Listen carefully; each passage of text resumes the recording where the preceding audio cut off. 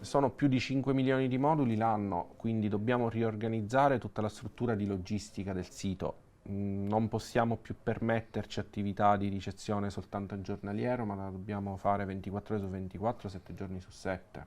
Ci saranno più di 100 camion al giorno che entreranno e usciranno ogni giorno dallo stabilimento e quindi dovremo informatizzare il tutto.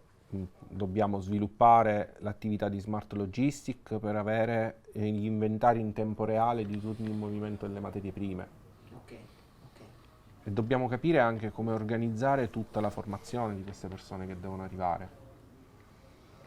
Il valore più importante che il nostro progetto avrà è sicuramente quello legato al capitale umano ed è per questo che stiamo investendo tempo per cercare di cominciare a selezionare le risorse necessarie a questo progetto e capire l'organigramma che ogni ruolo, ogni persona avrà all'interno del progetto. Una selezione del personale che avrà a regime quasi 1000 persone all'interno del nostro FAB.